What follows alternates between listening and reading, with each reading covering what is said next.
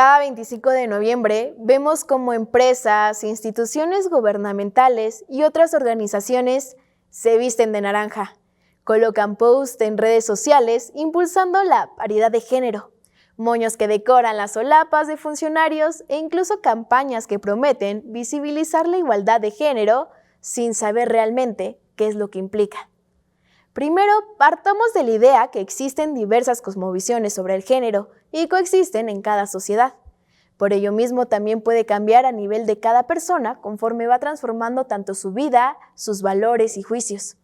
Como bien lo afirma Marcela Lagarde, la perspectiva de género permite analizar y comprender las características que definen a las mujeres y a los hombres de manera específica, así como sus semejanzas y diferencias. Esta perspectiva de género analiza las posibilidades vitales de las mujeres y los hombres. Por esto mismo resulta absurdo cuando simplificamos el concepto de violencia de género a simplemente violencia contra la mujer cisgénero.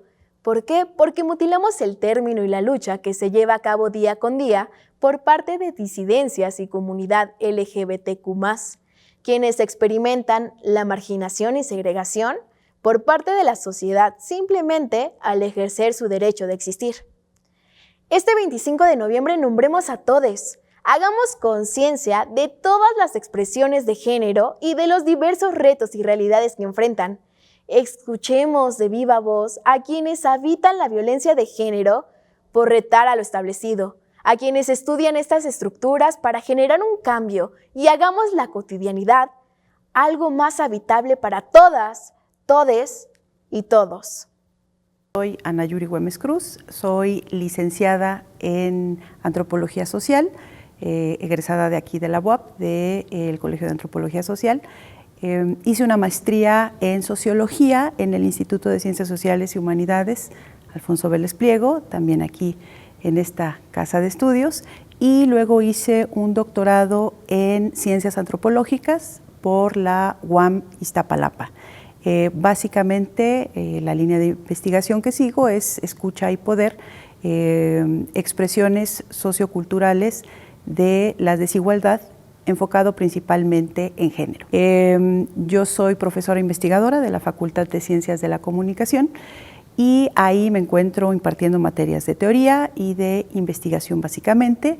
Soy perfil PRODEP, soy integrante del Padrón de Investigadores, y también SNI, pertenezco al Sistema Nacional de Investigadores e Investigadoras. Violencia de género es todo acto que pueda dañar a una persona en términos físicos, emocionales, psicológicos, económicos, políticos, etc. Regularmente se asocia el género con mujeres, sin embargo, implica ambos sexos.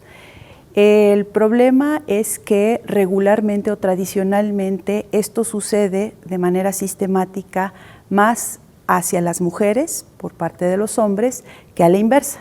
Sin embargo, sí están los dos contemplados en este término, pero de forma sistemática, como se ha desarrollado la estructura social, los sistemas sociales, es mucho más regular que exista de hombres hacia mujeres que a la inversa. Los distintos tipos de violencia que hemos conocido van desde la violencia física, la violencia psicológica, la violencia sexual, económica, incluso la vicaria relacionado con el uso de los hijos y las hijas para dañar la integridad. Incluso también este acto puede ser que resulte o que intente dañar, no nada más que dañe como tal la integridad, sino también que sea ese interés el que tenga dicho acto. La violencia de género incluye en realidad a todas las personas. Podemos encontrar también distintos tipos de violencia de género que se ejercen a toda la diversidad y esto ocurre regularmente en distintos sectores y es muy común, pero tampoco es muy hablado o muy abordado. También hay mucha violencia que se genera, por ejemplo, a la comunidad trans, a la diversidad, pero no se habla regularmente de esto. No es tan común como el hecho de a las mujeres. Las mujeres trans son varones que nacieron como con genitales de pene, testículos, ¿no? Esto significa que son socializados en sus primeras infancias como varones.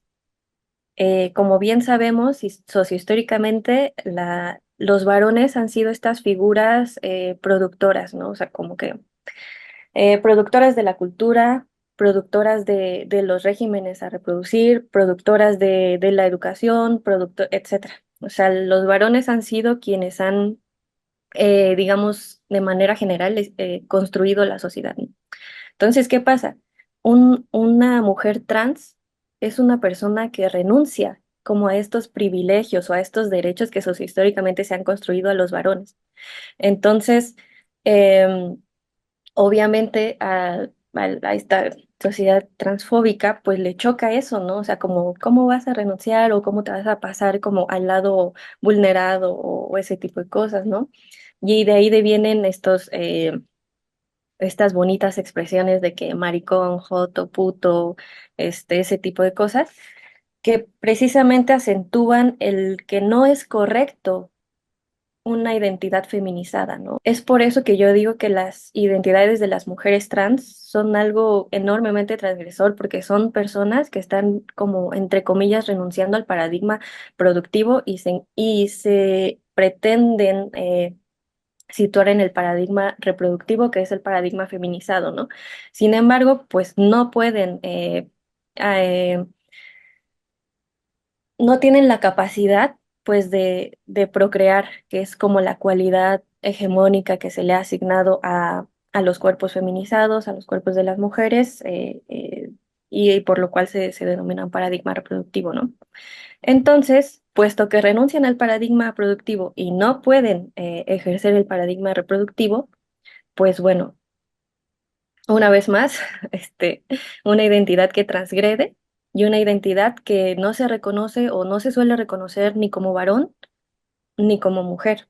Entonces son identidades que están como en este tema de la liminalidad, como decimos en la antropología, como identidades que no son ni esto ni el otro, que no son inteligibles y que por lo tanto esta ininteligibilidad que representan deviene pues en identidades abyectas, como también decimos en la antropología o como retomamos de Judith Butler, es decir, identidades que escapan de la norma y que como tal, de acuerdo a la lógica hegemónica, son acreedoras de actos discriminatorios, de actos disciplinarios sobre todo, ¿no? O sea, disciplinarios y de control, ¿no? Sobre todo de querer como que vuelvan al huacal, como se suele decir de manera popular. Yo me llamo Ana Karen Galindo Cruz, me licencié en Antropología Social en la UAP y actualmente pues me encuentro estudiando la maestría en el CIESAS en Pacífico Sur, acá en la ciudad de Oaxaca. Mis líneas de investigación o mis intereses pues están encaminados pues en la antropología de la sexualidad, antropología del cuerpo y antropología del género. Y recientemente también incorporar antropología de lo político del poder y también antropología del Estado. Como que me gustan mucho esos temas, se me hacen muy potentes y precisamente es ahí donde se enmarca esta investigación de la que vamos a hablar hoy. Hola, ¿qué tal? Mi nombre es Cintia Gabriela Chamacero Rodríguez, presidente del Grupo Transgénero Puebla, Mujeres Trans Puebla.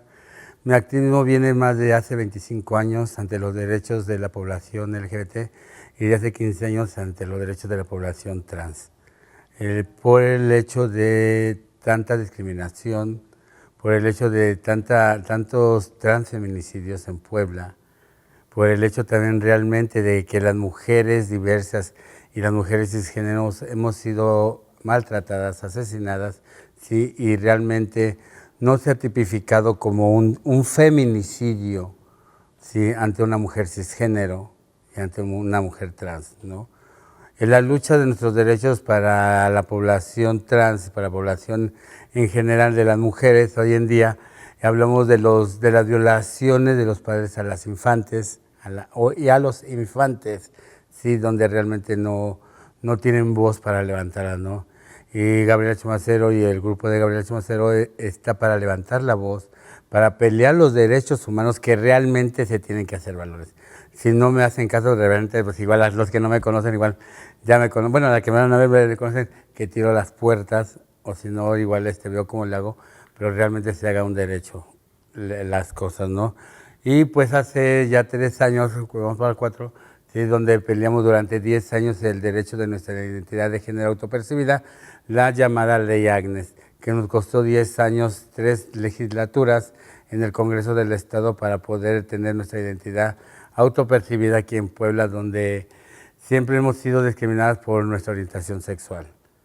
Y aún así nos falta bastante porque tenemos el matrimonio igualitario, nos falta una cosa también muy importante a las juventudes, y hablamos entre juventudes e infancias trans, donde realmente los derechos humanos tienen que realizar para ellas, ¿no? Porque hoy en día tenemos una apertura, tenemos la lucha por los infantes o por las juventudes trans antes de que cumplan los 18 años, tengan su identidad propia. Es otra, lo del derecho de las mujeres que están en prisión, que están en prisión, la comunidad trans que también está dentro de los cerezos, que siguen siendo discriminadas, siguen siendo matadas. Los derechos realmente de nuestras hermanas de lenguas originarias, de pueblos originarios, donde realmente están del pueblo, del pueblo, del pueblo. Entonces hay que luchar también por esos derechos, por los infantes que no tienen a veces una cobija, que llegan a los municipios y no más llegan a las presidencias. Entonces hay que llevarles también a veces un juguete, hay que llevarles una cobija, hay que ver sus derechos, donde también son violados los infantes del pueblo. Bueno, un ejemplo en la Sierra Negra. Nos vamos un poquito más para adentro, donde realmente no pueden venir a la ciudad y ver todo ese río. Hablamos de otra cosa, el derecho de las personas positivas, de VIH positivo, el luchar por esto. Hoy en día, siendo consejera de CUESIDA, sí, vemos las problemáticas de las personas positivas. No hablamos nomás de la comunidad LGBT, hablamos de la población en general, porque antes decían, no, los LGBT son VIH, no tienen SIDA, con perdón la palabra, porque la palabra no es correcta, es VIH, SIDA ya es una forma terminal, porque realmente no se han informado nada por el estilo, ¿no? Porque pues igual lo ven a una trabajadora sexual, sí, tanto cisgénero como trans, o lésbica o hombre trans, pues ya luego lo catalogan con positivo, ¿no? Y hablamos de VIH y hablamos de otra enfermedad que nos está matando y que está matando a mucha gente, el cáncer. ¿Contra qué lucha la comunidad trans en el acceso a la salud? ¿Contra qué? A veces contra realmente los servidores públicos, sí, porque a veces no te dan el trato que tienes que te tienen el trato que darte cuando vas a una consulta. Lo típico, como te vuelvo a repetir, cuando va una chica trans al centro de salud por una tos, por cualquier cosa, ¿qué es lo primero que te dicen? Es que eres positivo. Pues primero vea usted a lo que vengo y después me dice usted que soy positivo o no soy positivo. Porque hay la mayoría que no son positivas. Y entonces, ¿a qué vas? A que te den un trato. Entonces, si tienes tu cambio de identidad, tu personalidad, pues igual a veces ya te hablan de dama o voy yo y pásele señorita. Pero hay unos que te dicen, pásele señor todavía. A pesar de que dice credencial, Cintia Gabriela Chumacero Rodríguez, te dicen pase señor, pase joven. Incluso las enfermeras, sí. O si no, ella y te hablan. Ahí viene esa discriminación, donde se ha hablado con el sector salud, se han dado capacitaciones de género, se han dado capacitaciones de realmente cómo nos tienen que hablar. Si no quieren hablarnos por nuestro nombre, nomás que nos hablen por nuestros apellidos. Sí. Y vamos a otro, que la comunidad trans masculina, porque no nomás hablo de la comunidad trans femenina. Hay que hablar también de los hombres trans.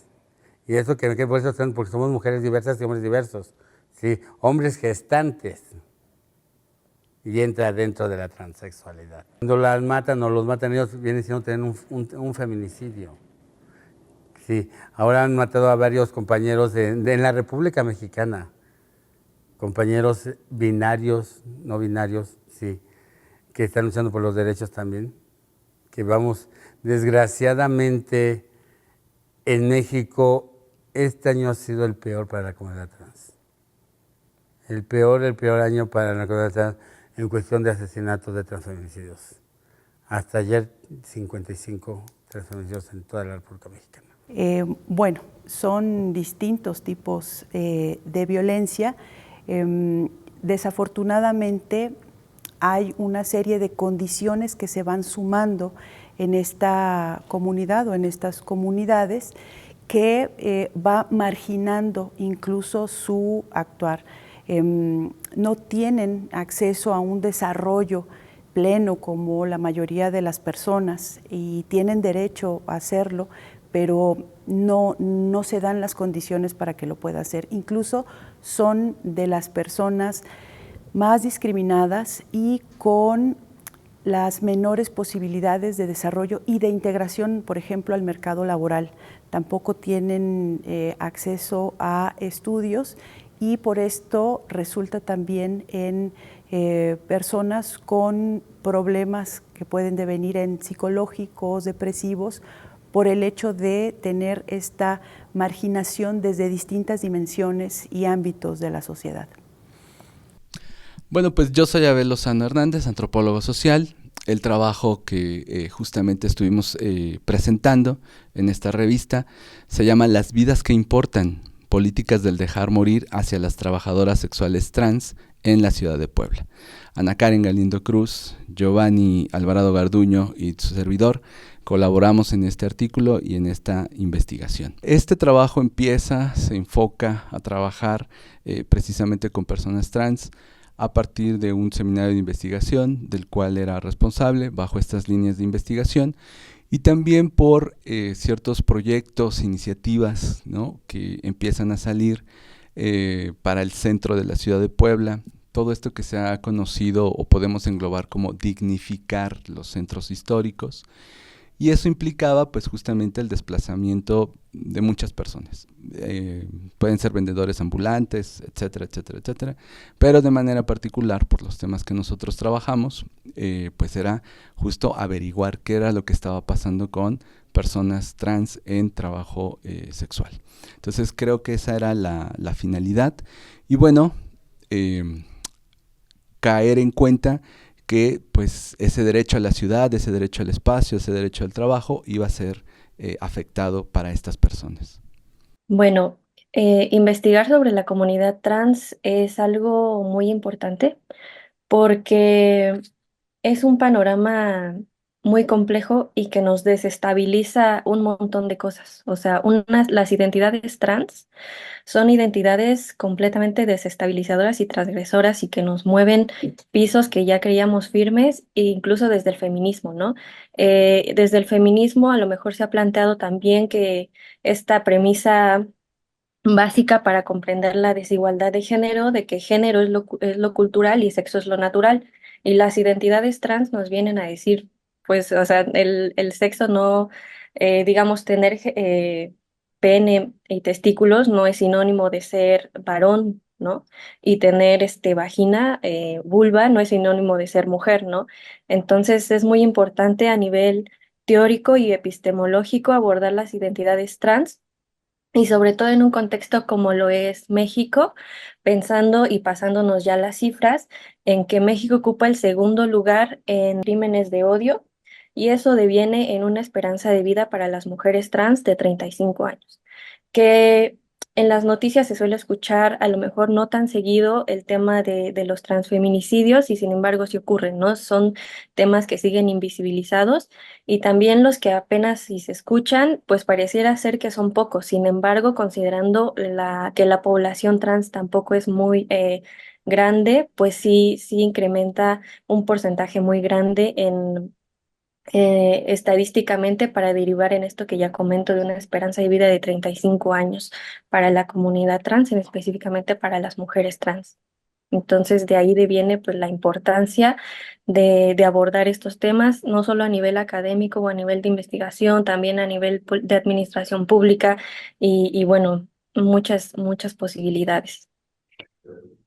Creo que las academias han sido muy criticadas. En muchos casos me parece que es pertinente por lo menos la crítica, que tienen razón, porque no hay un vínculo con la realidad social. Se interpreta, se ve, se trabaja, pero ya no con la intención de por lo menos reflejar lo que está pasando, problematizar qué es lo que está sucediendo de manera particular ahora con personas trans, y más bien pues se vuelve justo una serie de búsquedas, de investigaciones, de trabajos para cumplir con ciertos requisitos, con ciertas instituciones, con una lógica muy particular. Y bueno, pues ahí, para ir cerrando esta pregunta, yo creo que lo que tenemos es que a veces algunos espacios académicos no encontramos la traducción correcta para poder interpretar y dar una respuesta a la sociedad. Nos piden, hay una marcha, hay una exigencia, interrupción legal del embarazo, no sé, lanzamos una publicación, se lanza una especialización o una maestría. La interpretación y la traducción, creo que luego justo por eso es criticada tanto a la academia, como que va en otro sentido, ¿no? La respuesta que se da ante una demanda muy concreta. Digo, por dar un ejemplo sencillo y bueno, más relativamente sencillo y más cercano a nuestro contexto. ¿Cuál crees que es la problemática más grande que experimenta específicamente ahora la comunidad trans en el Estado? La discriminación y los asesinatos. Sí, que realmente no hay una justicia. Pues tenemos a la Fiscalía Especializada LGBT, donde realmente el fiscal y la fiscal Margarita hemos trabajado de la mano para que haya no una solución, realmente para que se haga justicia, ¿no? De los transfeminicidios que en Puebla no están tipificados como transfeminicidios, siempre nos catalogan como los hombres vestidos de mujer o como un asesinato más, cuando no realmente no lo catalogan como un crimen de odio. Sí, un crimen de odio que realmente ves a tu hermana en un anfiteatro con sus miembros en la boca, violada con un palo dentro de su ano, sí, golpeada, con las tripas de fuera, y todavía no lo catalogan como un crimen de odio. Sí, lo catalogan como un asesinato más, un ajuste de cuentas, porque estaba con la mafia, que estaba con eso, con eso. Entonces, ¿cómo es posible que realmente ven a una mujer, un feminicidio?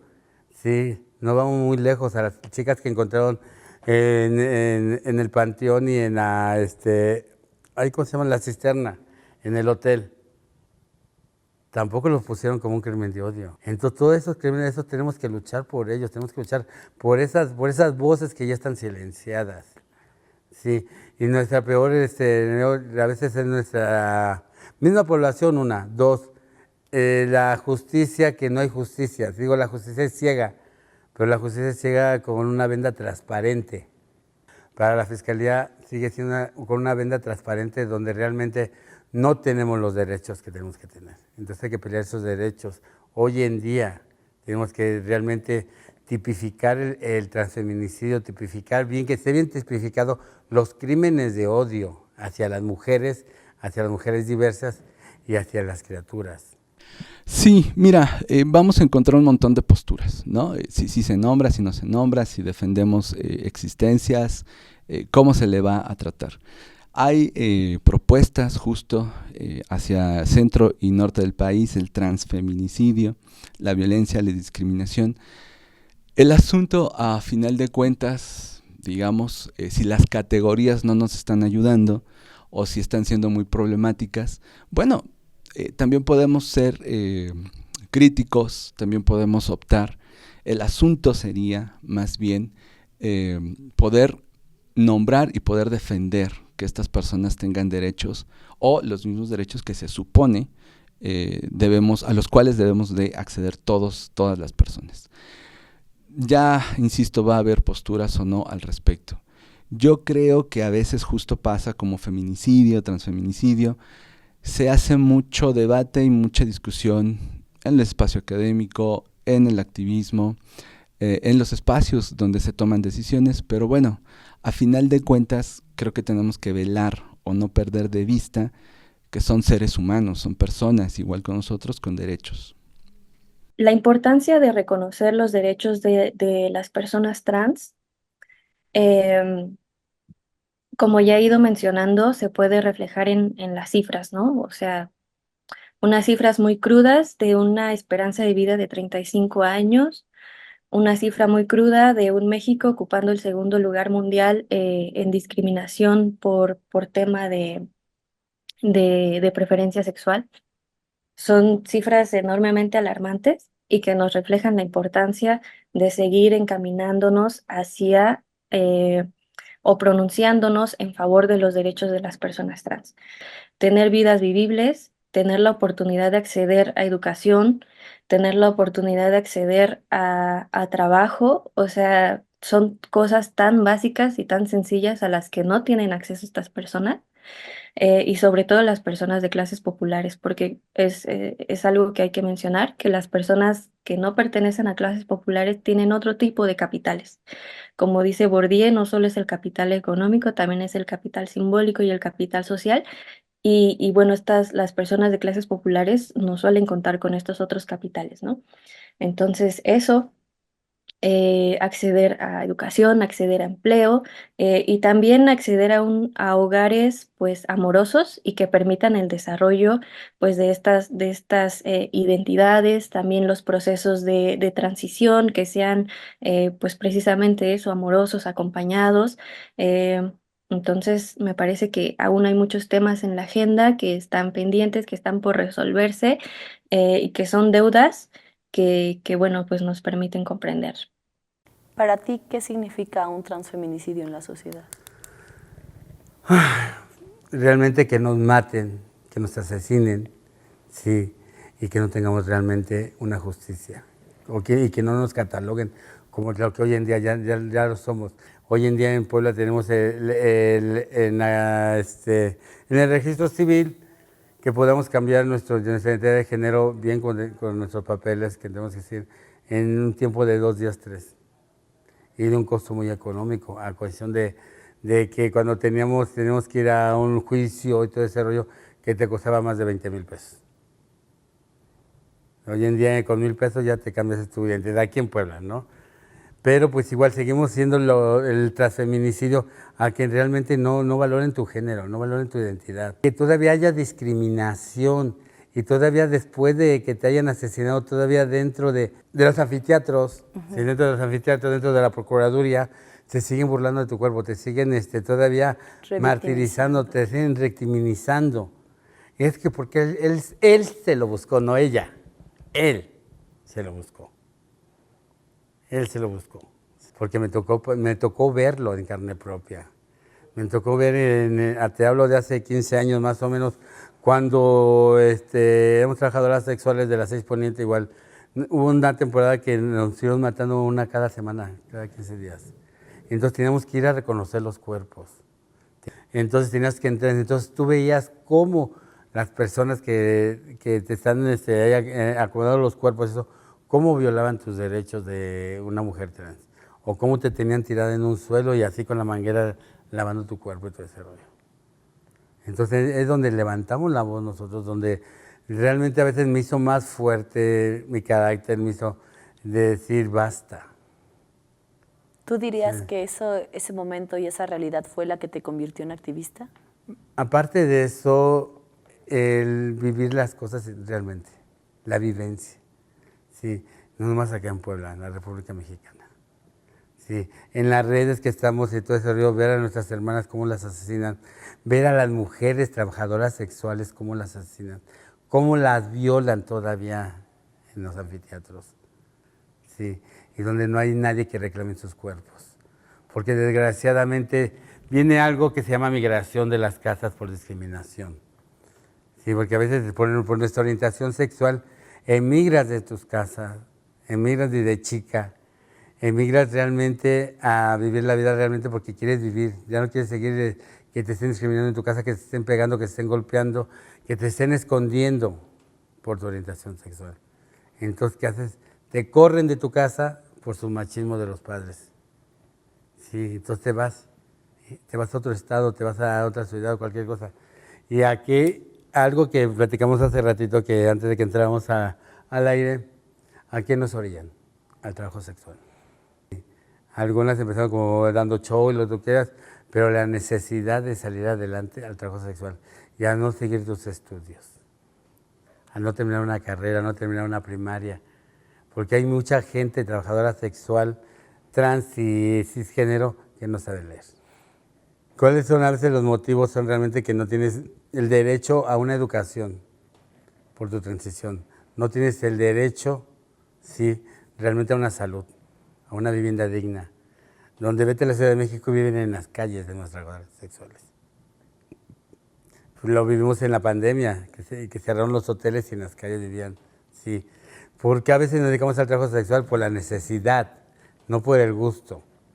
Y piensan que a veces cuando ya te ven con un cambio, una operación, eso, que ganas muy bien, que vives en un lujo, que vives en esto, que vives en el otro. Y entonces es cierto, vives en un cuarto de 4x4 y vas ahorrando, vas guardando. Sí. Si te encuentras un buen tipo, ya sé que le decimos un buen padrino, ¿sí? Que igual poderoso, por decirlo así, y le gusta punto y aparte, pues ya él solito te opera, punto y aparte, y después te cambia por otra, ¿no? De las personas con las que estás descasado, o a veces vives una soledad y vives con una familia convencional, que es la que hacemos todas nosotras, nuestro grupo, una familia convencional donde estamos todas juntas, donde nos vemos en las buenas, en las malas, donde las enterramos, donde peleamos su cuerpo. ¿Por qué? Porque si no eres familiar, luego no te dan tu cuerpo cuando te matan. Las que vemos a las hermanas que mueren de VIH positivas, las que hoy en día mueren por cáncer. Y otra problemática hoy en día, las filtraciones, los polímeros. Sí, de nuestras hermanas de la tercera edad que nadie voltea a vernos. Como un ejemplo, ahora tengo una en la casa donde me está haciendo el quehacer, lo que tú quieras, donde se le está dando una despensa, donde se le está dando una ayuda. ¿Por qué? Porque de los filtramientos de los polímeros, pues imagínate, tiene una fibrosis, tiene eso. Entonces tienen que ir y buscar un alimento, tienen que ir a buscar un medicamento. Y como aquí no hay un buen hospital realmente para esa clase de tratamientos, que pues son caros, 1, 2, tienes que estar en constante lavamiento de la pudrición del cuerpo. Y luego, peor tantito, tienes diabetes. No es positivo, ¿no? Y hoy en día luchar por estos derechos y llegar a donde queremos llegar, al subir esas escaleras que nos han costado mucho trabajo. ¿Qué nos ha costado? Sangre, llanto, muerte. Ya seas trans o seas cisgénero. No vean mi orientación sexual, vean el ser humano que está dentro. La persona realmente que está pidiendo una ayuda. La persona que está pidiendo realmente sus derechos, peleando sus derechos. A decir basta a tanta violencia y a tanta discriminación. Y a decirle a la hermana trans, a la hermana TERF, sí, no me odies. Realmente, primero conóceme y después ódiame. ¿Sí?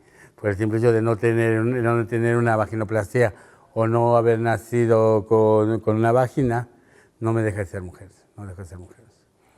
Entonces, esas hermanas trans que hoy en día están en las calles, pues ¿qué son? ¿Borrachas, drogadictas o ya en el olvido ya están tiradas en las calles? Sí, que hablar del trabajo sexual sería importante porque hay muchas personas que se dedican a ello. Creo que es muy importante asumir al trabajo sexual como un trabajo y en ese sentido se deben de ir garantizando derechos, que haya acceso a derechos, derecho a la salud, derecho a un trabajo reconocido, identificado, bien pagado. Y creo que eso sería como lo importante. Ahora, en una sociedad como la que vivimos, pues la sociedad en Puebla tiende a ser un poco doble moral o un bastante. En ese sentido, visualizar este tipo de temas y este tipo de problemáticas, pues justo nos va dando un panorama de la realidad y de la complejidad por la que están pasando muchas personas.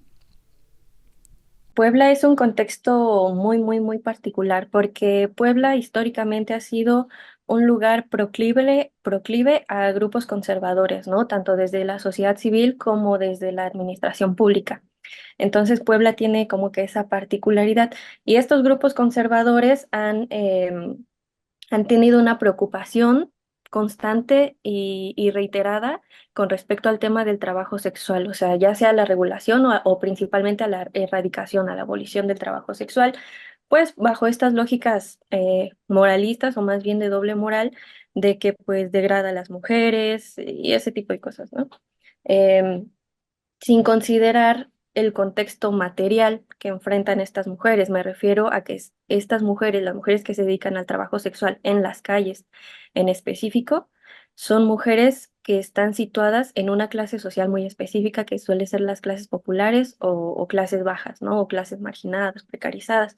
Entonces, partiendo de eso, un Estado que, como bien mencionas, no brinda el margen básico de derechos humanos a lo largo de la vida, dígase vivienda, dígase alimentación, dígase escuela, es como muy hipócrita que se ponga a decir como que, ah, bueno, no les he dado las condiciones para una vida vivible y sin embargo, tampoco voy a permitirles que trabajen de esta forma, ¿no?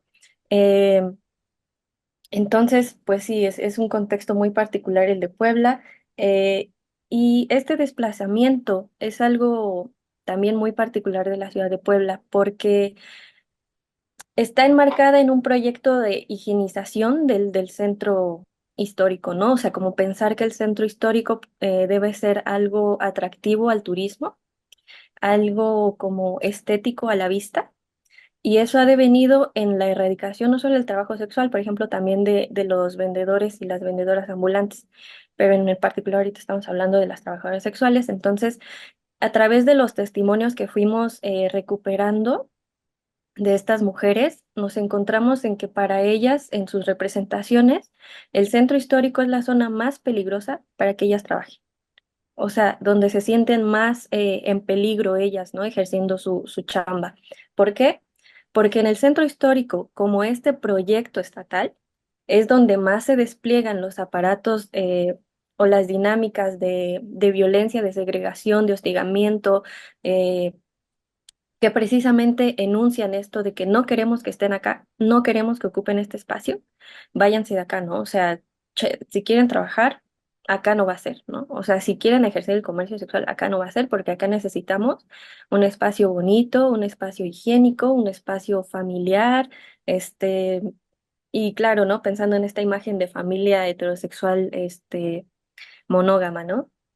Entonces es eso, ¿no? Finalmente, las zonas de tolerancia que se han venido planteando, y esto lo tienen muy claro las trabajadoras sexuales, antes que significar un espacio seguro para que ellas trabajen, es son espacios que acrecentan su segregación y que acrecentan digamos, su indeseabilidad en el espacio público visible, ¿no? Esto deviene en que las trabajadoras sexuales, pues más bien se estén desplazando a las periferias de la ciudad eh, y que si bien ahí las zonas pueden ser también peligrosas, bueno, ya más en términos de robos, asaltos, ese tipo de cosas, y no una violencia transfóbica específicamente, pues ellas prefieren ese tipo de cosas a tener que enfrentarse a un Estado que despliega su fuerza policíaca y que despliega su fuerza carcelaria y que despliega una violencia transfóbica tremenda y enormemente agresiva. No somos brujas ni somos magas, pero tampoco somos sirenas.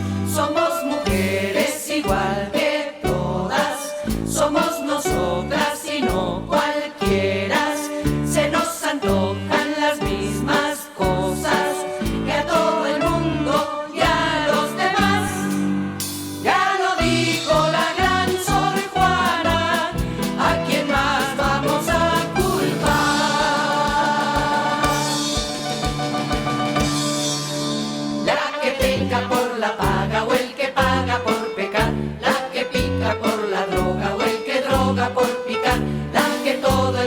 chinga o el que chinga por chingar, o la culpa que es culposa y no sabe a quién culpar. No somos santas ni somos cosas, pero tampoco tan peligrosas. Somos mujeres de carne y hueso. Tenemos esto, tenemos eso, tenemos ganas, entre otras cosas, de mantener nuestra dignidad. Ya lo dijo la peor de todas, ¿a quién más vamos a culpar?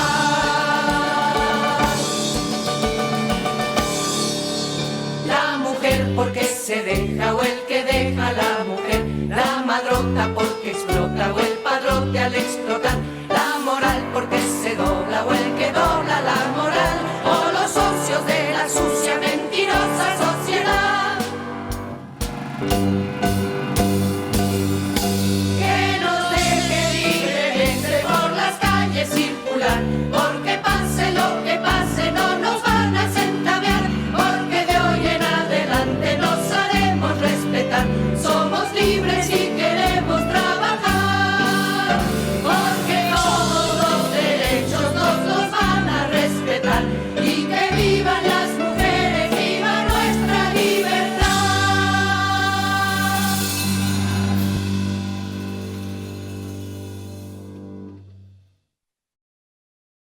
El tema del abolicionismo en la prostitución me parece que es un tema muy complejo.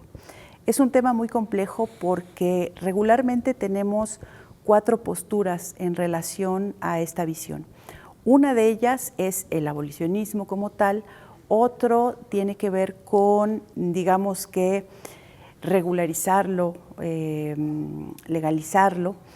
Otra sería básicamente la despenalización total y completa, y la otra, la prohibición. La discusión en términos generales va desde el hecho, sobre todo algunas personas podemos estar de acuerdo en términos económicos, políticos o éticos políticos en esta abolición, sin embargo es una realidad. Y al ser una realidad involucra personas. Y esto significa que no se puede de alguna manera romper con esa lógica o esa dinámica de manera tan drástica.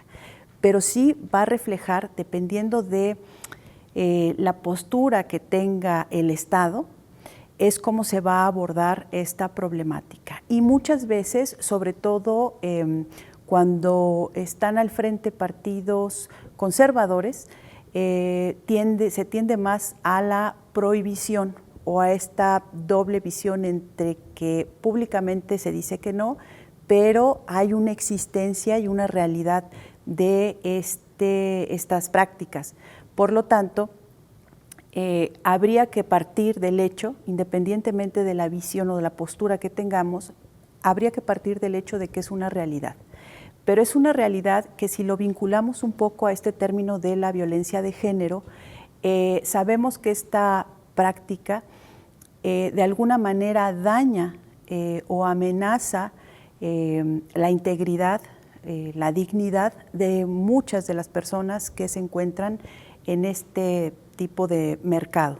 Sin embargo, no podemos pensar que todo este trabajo sexual es el mismo, ¿no? Porque también tenemos una visión que romantiza esta parte, ¿no? Toda esta venta del sexo por plataformas, por ejemplo, OnlyFans, todas estas partes nos hacen ver como si fuera una fuente de ingreso atractiva y que el acceso es sencillo.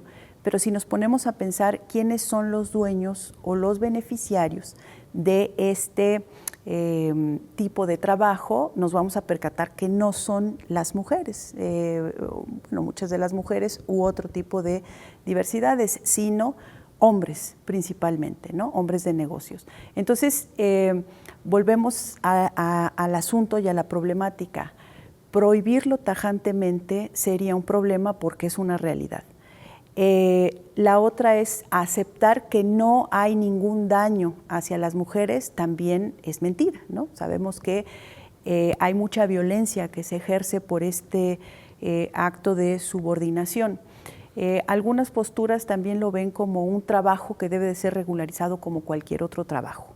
El problema aquí es a veces pensar que se está en igualdad de condiciones y muchas veces no lo es, no hay esas condiciones o esa igualdad de condiciones. El problema también sería que al regularizarlo es aceptar a una parte de estas condiciones, pero vemos que hay toda una parte de explotación sexual en donde no nada más son mujeres en el uso de su libertad, sino también menores de edad.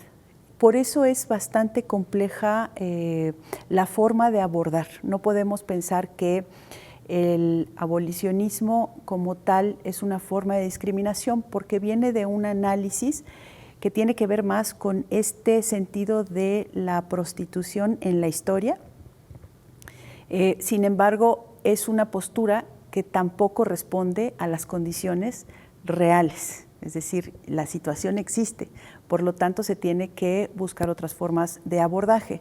Incluso algunos autores y algunas autoras también mencionan el hecho de que el sujeto visibilizado en este hecho es la persona que ejerce, en este caso, la prostitución, por decirlo así. Sin embargo, no se visibiliza a la persona beneficiada, ¿no? Que en este caso podría ser, como se conoce comúnmente, bueno, el explotador sexual o el proxeneta o esta persona que está atrás de este esquema de negocios. Y entonces eso nos muestra cómo se da la estructura de esto, ¿no? Donde los que se benefician sí tienen toda la capacidad de ser personas, estar en la legalidad, mientras que las mujeres corren muchísimos riesgos, incluso de feminicidios, ¿no? Entonces, por eso es muy compleja la discusión cuando tratamos de entender el abolicionismo. Podemos estar ideológicamente, pensarlo como un lugar a donde se debe de llegar para que haya un ejercicio real de la libertad por parte de quien quiera ejercer esto como un trabajo. Sin embargo, vemos que es una realidad. Y si es una realidad, entonces debemos de pensar que son personas las que están en juego y por lo tanto son sujetos de derecho, y lo mejor es que el Estado tenga que hacer un plan para poder entonces generar estas condiciones.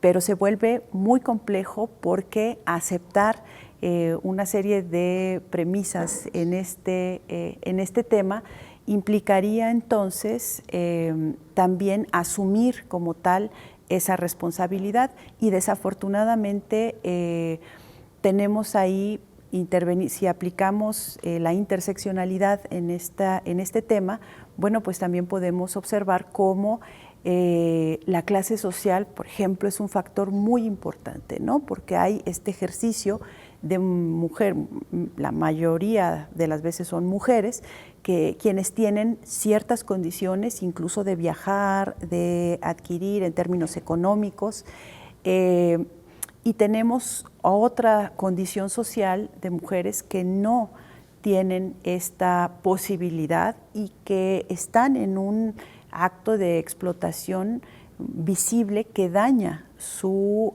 capacidad de agencia, que daña su voluntad. Y como en muchos de los ámbitos, también habrá que entenderlo, la subjetividad humana es muy compleja. Si tenemos cómo hay personas que a veces pueden defender el capitalismo, también podemos entonces ver cómo hay personas que también desde esos lugares de explotación pueden defender estos espacios de explotación. Justamente la necropolítica, la biopolítica, es un acercamiento teórico, conceptual, válido, pertinente para poder explicar este tipo de realidades complejas, difíciles. Y bueno, de manera particular, lo que encontramos nosotros al hacer la investigación Era una realidad pues muy dura, muy difícil, ¿no? Y tratamos de buscar qué categorías nos podrían ayudar. La biopolítica está relacionada, digamos, con la administración de las poblaciones, muy vinculadas al acceso a la salud o a los periodos de vida que vamos teniendo. De qué mueren las personas, pero también de qué se enferman, ¿no? Mortalidad, morbilidad. Entonces esos acercamientos que se desprenden de una postura Foucaultiana, de Michel Foucault, de Francia, europeos, se va discutiendo. Y hay otro autor, justamente en otros contextos africanos, Achille Mbembe, que él propone justamente que ya no estamos en tiempos biopolíticos, es decir, que ya no se administra propiamente la vida y la muerte, que más bien hemos visto, dice él, sobre todo en estas sociedades, solo la administración de la muerte. Solo se les deja morir o se les hace morir. Sé que es muy fuerte, sé que es muy dramático, algunos podrán decir, no, bueno, es muy negativo tu enfoque, pero yo insisto en que la realidad es igual de dura y que la categoría la consideramos los tres pertinentes para explicar lo que estaba pasando. A las personas trans, recordemos que hasta el 21 tuvieron acceso por la ley Agnes a identificación. Antes el Estado no lo reconocía. En ese sentido se les dejaba morir o se les hacía morir. Acceso a salud, pues insisto, sin papeles, sin identificación, trabajo, escuela, sin papeles, sin identificación, es muy complicado. Entonces, para nosotros fue muy importante, muy pertinente, explicar que justo estamos viviendo tiempos muy complejos, económicos, políticos, sociales complejos, y que bueno, si a alguien se le ejerce la discriminación de manera inmediata, pues es precisamente a estas personas. Son de los grupos a los que más se les discriminan y bueno, por eso utilizamos esta categoría de la necropolítica. Parece ser más bien que se administra precisamente hacerlos morir o dejar morir a estos grupos. Si no se les va a garantizar trabajo, acceso, derechos, identificación, etcétera, pues prácticamente están muertos en vida o están destinados a morir. Precisamente todo lo que tiene que ver con desplazar a las personas del centro es negarles o dificultar precisamente su trabajo. Es exponerles a una mayor vulnerabilidad, a mayor inseguridad, porque tienen entonces que trabajar en puentes, tienen que trabajar en carreteras, tienen que trabajar y no hay forma justo de que puedan inclusive organizarse, ¿no?, entre ellas. Entonces es un ejercicio discriminatorio, quién sí puede acceder al centro de una ciudad, quién no puede, y en este caso se utilizan estas políticas justamente. Hay otros conceptos sobre higiene social, sobre discriminación, pues más o menos estaríamos, digamos, hablando de esto, viviendo estas personas una doble, triple exclusión justamente por su condición y justamente por su trabajo, a lo que se dedican. En ese sentido, pues nuevamente sigue siendo muy problemático que haya como ciudadanías de primera, de segunda, de tercera, y que esto pues acabe repercutiendo hasta en la esperanza de vida de estas personas.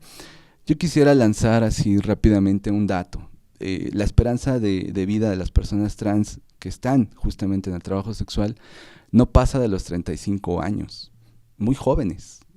Entonces, yo creo que es un dato que deberíamos de tomarlo en serio, es un dato alarmante y bueno, ya que estamos en esto de las cifras y los datos, que también son importantes, no son únicos, pero son importantes, México es segundo lugar a nivel mundial en violencia y discriminación, violencia que les puede costar la vida a estas personas. Solo está por delante de nosotros Brasil y seguiría México. Es urgente que se haga algo al respecto. Los medios de comunicación son para eso, para abrirnos esos espacios. Como tú nos has abierto, como me lo han abierto aquí, la UAM me lo han abierto varias veces, sí. Pero hablar realmente, no nomás el día del 25M, no hablar el 31 de marzo, que es el día de la visibilidad trans. ¿Por qué? Porque el día de la visibilidad trans, ¿de qué habla? Sí. sí, de las activistas y de las mujeres trans muertas en el derecho de los derechos humanos. Sí, que nos han matado por eso, por pelear nuestros derechos. Y hoy en día, ¿qué peleamos? Realmente que queremos seguir viviendo en la República Mexicana sin ser activistas. Sí. Te voy a repetir, llevamos 55 casos en toda la República Mexicana donde realmente vamos a hablar de un tema muy importante que se llama salud mental. Nos está atacando bastante a nosotras. El miedo de salir y persinarte, si eres católica, si eres apostólica, si eres romana, la creencia que tú tengas, ¿sí? Si vuelves a regresar a tu casa. Salgo sin saber si regresé yo. Y más si hoy en día, un ejemplo, yo que ando de arriba para abajo en lo político, en lo social, en el activismo, el miedo que a veces se te pasa y lo que me ha pasado, ¿sí? Al decir cállate. ¿Por qué me voy a callar? Y me han querido callar la boca, pero no han podido. No, realmente nos falta mucho por luchar todavía, sí. Nos falta mucho por hacer y nos falta mucho realmente por visibilizar a esa mujer, a ese niño, a esa niña, a esa hermana indígena, a esa hermana de lengua originaria o de los pueblos originarios que no pueden levantar la voz. A que realmente haya un traductor en la Comisión de Derechos Humanos, que haya un traductor en un hospital, que haya un traductor, sí, en cualquiera de las partes donde ellos van a pedir una ayuda. El escenario, aunque sea utópico, para erradicar la violencia de género, sería, yo creo que se necesita mucha sensibilización, formación, educación en hombres. Hay personas, investigadores, investigadoras, que hacen un ejercicio muy interesante de búsqueda de información, de producción de conocimiento, pero debe de haber una parte práctica en donde los hombres sean integrados, porque si bien en las mujeres y con las mujeres hay mucho trabajo por hacer, en los hombres, bueno, es un mundo, una brecha mucho más amplia sobre este tema. Entonces, me parece que, a mi juicio, debería de haber un trabajo desde los sistemas educativos, bueno, desde el sistema educativo, pero en sus distintas modalidades, pues, educación básica, media, superior, incluso de posgrado, donde se sensibilice y donde estos troncos comunes o estos ejes transversales en la educación venga una parte de trabajo de las masculinidades, ¿no? Porque el feminismo, incluso el término como tal, intimida a muchos hombres, sobre todo por el hecho de difundirse en los medios. Entonces hay una falsa percepción de qué es, y me parece importante que la sensibilización de los hombres hacia los hombres, y reconozco que hay hombres que lo trabajan, que lo hacen y lo hacen muy bien, sin embargo son pocos. Debe de existir un esfuerzo institucional mayor, hablo de las instituciones educativas, para poder tener esta sensibilidad, porque las mujeres podemos entender qué es la violencia, podemos intentar huir o intentar encauzar estos hechos, pero hace falta el trabajo con hombres y de hombres hacia hombres. Un escenario idóneo. Pues bueno, de entrada creo que una vez más, y los movimientos, las mismas compañeras trans lo han demostrado, se tiene que hacer luchando, se tiene que ganar el reconocimiento. Es importante recordar eso. La sociedad civil, pero sobre todo estas personas organizadas, movilizadas, han logrado que el Estado les dé este reconocimiento. Entonces, creo que tendría que empezar por ahí, por esa movilización y por esa lucha. Y después, el panorama es muy complejo. Habría que hacer ya algo para acabar con la discriminación. Puebla lleva 2 encuestas nacionales de discriminación, siendo número 1 y siendo número 2 a nivel nacional. Y desde luego estas personas son de las que más han sido discriminadas. La apariencia, la ambigüedad nos saca de onda, nos complejiza y bueno, pues lamentablemente se expresa en acciones muy violentas que les pueden costar la vida. Otra de esas acciones, creo que podría ser justo la articulación, vinculación de discusiones académicas, sociedad civil y estos espacios de tomas de decisiones.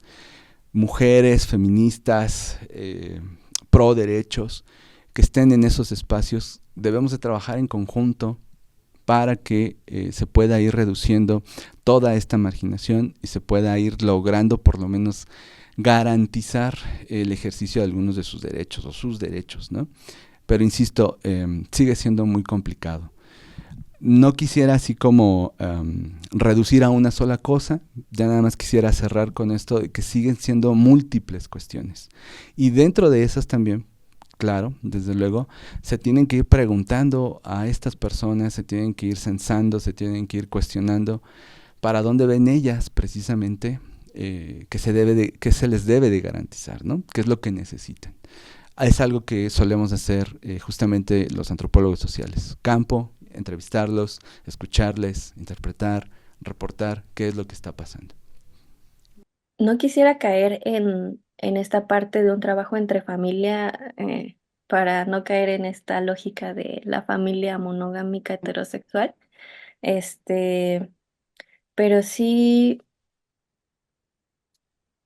pensar en términos diversos. O sea, me parece que si articulamos diversidad y diferencia junto con administración pública, me parece que ahí ya estamos del otro lado. ¿Cuál es el escenario ideal? La no discriminación, la vida justa, una vida justa sin discriminación, una vida justa sin que realmente todas las personas tengamos todos los mismos derechos que todos. Como voy a repetir, que no nos vean nuestra relación, que somos seres humanos. Creo que hoy en día hay aperturas, pero nada más porque te lo pide la ley. Que sea una apertura igual, porque no todas somos estilistas, no todas somos cocineras como yo, ¿sí?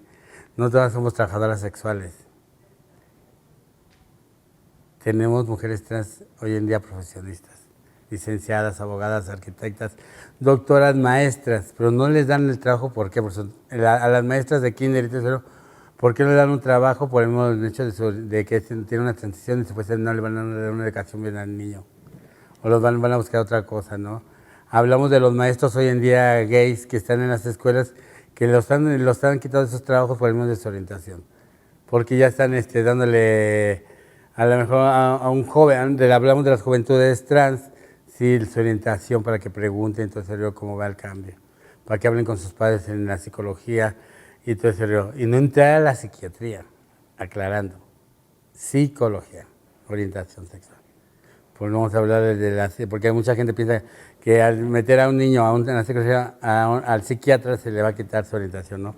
Y hablamos del ECOSIS, que para nuestra buena suerte también aquí en Puebla ya es una ley. ¿Sí? El ECOSIS donde realmente las terapias de conversión ya se terminaron. Pero hay muchos todavía que todavía las siguen utilizando y muchos padres que siguen siendo el ECOSIS con sus hijos. ¿Qué me gustaría decirles? Primero que nada, que luchemos de la mano. Que seamos antipáticos, que realmente veamos realmente la lucha que necesitamos y las necesidades que tenemos cada uno de nosotros, ¿sí? Y que este 25N realmente vayamos realmente a marchar, realmente hagamos lo que se va a hacer, pero de la mano, sin ver nuestras orientaciones sexuales, sin ver las problemáticas, sin ver realmente ver las problemáticas de las mujeres diversas, de las mujeres cisgénero que hemos sido asesinadas, de las niñas que han sido asesinadas, y de los niños, niñas o niñes que aún no pueden realmente ejercer su orientación sexual.